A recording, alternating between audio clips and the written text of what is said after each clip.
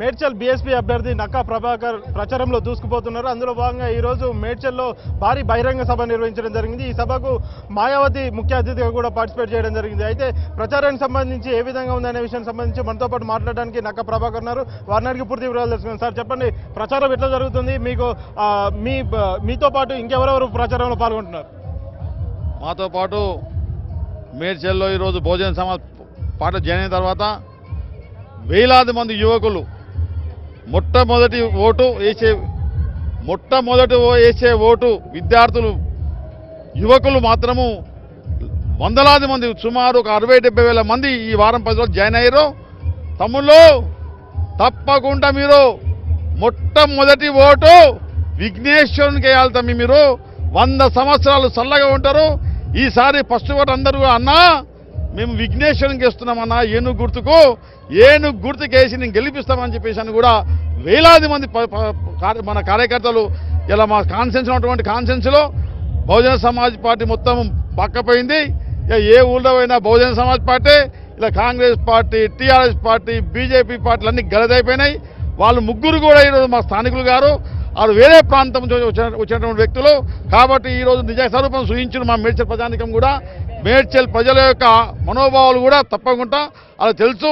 ఎందుకంటే గత 40 సంవత్సరాల నుంచి కూడా 50 సంవత్సరాల నుంచి కూడా ఈ యొక్క బయటి వారి పరిపాలన అయిపోయింది. అన్నా నువ్వు రావాలి, నిలబడాలి, వాళ్ళు టికెట్ ఇవ్వకపోని ఒక చెట్టు కింద వచ్చినాము, నేను గెలిపిస్తామని చెప్పేసి నడుము కంకణం కట్టుకొని ఈరోజు కార్యకర్తలను మా తమ్ములంతా కూడా బయలుదేరుతా ఉన్నారు. ప్రచారంలో మీకు ఎలాంటి సమస్యలు మీ దృష్టికి వస్తున్నాయి? మీరు ఎలాంటి సమస్యలను చూశారు? ప్రజలు మీ దగ్గరికి ఎలాంటి సమస్యలు తీసుకొస్తున్నారు? ప్రజలందరూ కూడా అన్నా మన సంసారం మనకు తెలుసు, ఈ మేడ్చల్ అనేది మన సంసారము. బయటి వారికి అమెరికా ఉన్న చెత్త అంతా తీసుకొచ్చి డంపింగ్ యార్డ్ మేడ్చల్ వేసి మొత్తం జవన్ నగర్ వేసానన్నా, ఇలా తినలేక కట్టుకున్న బట్ట కట్టలేక మా జీవితాలు నాశనం అయిపోతున్నాయన్నా. నువ్వు రావాలి, డంపింగ్ యార్డ్ తీయాలి, నువ్వు వస్తేనే డంపింగ్ యార్డ్ అంటారు. ఖచ్చితంగా రాగానే డంపింగ్ యార్డ్ తీసి బంగాళాఖాతంలో పడేస్తానని చెప్పి నేను తెలియజేస్తున్నాను. మీకు ఇతర అభ్యర్థుల నుంచి ఏమైనా పోటీ ఉందా, లేకపోతే మీకు ఎవరు పోటీ అనుకుంటున్నారు మీరు? మా తాన ఇప్పుడు డబ్బు ప్రభావం ఉంది, వాళ్ళిద్దరిది అయిపోయింది. ఒక ఆయన అమ్ముడు పోయింది, మళ్ళా కాంగ్రెస్ పార్టీ ఆయన టీఆర్ఎస్ పార్టీ ఇద్దరు కుమ్మక్క అయిపోయారు. నన్ను ఓడవడానికి ప్రయత్నం చేస్తున్నారు. వాళ్ళ తరం కాదు, ఇలా మేడ్చే ప్రజానికం ఉన్నారు.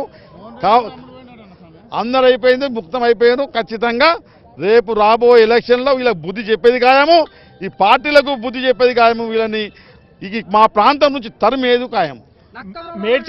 మేడ్చల్లో ఉన్న ప్రజలు మీకే ఎందుకు ఓటేయాలి? బీఎస్పీకే ఎందుకు ఓటేయాలి? ఎందుకోసం మీకు ఓటేయాలి? మేడ్చల్ ప్రజానికం కూడా తెలుసు.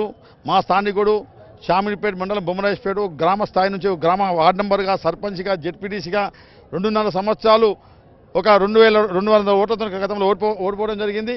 కాబట్టి మాకు సరైన నాయకుడు, ప్రజాభివృద్ధిలో ముందున్న నాయకుడు నన్ను చెప్పేసి అని ఎన్నుకుంటారు. ఏ ఊరికి వెళ్ళినా, ఏ పల్లెకి వెళ్ళినా కానీ, వాళ్ళు ఎన్ని డబ్బులు వంచినా, వాళ్ళు ఎంతమంది కుమ్మకైనా, అన్ని పార్టీలు ఒకటైనా కానీ మా ప్రజానికం ముంగట వాళ్ళు ఏం చేయలేరు. ప్రజా తీర్పు అనేది చరిత్ర తిరగరాస్తులు 11వ తారీఖు నాడు. మేడ్చల్ నియోజకవర్గ ప్రజలకు మీరు ఎలాంటి హామీలు ఇవ్వబోతున్నారు? వాళ్ళు 20 సంవత్సరాల నుంచి 20 సంవత్సరాలు 30 సంవత్సరాలు పరిపాలన చేస్తున్నారు. మా పిల్లలకు ఒక కాలేజీ కట్టేయలేదా బాబు? ఒక కాలేజీ కట్టేయలే.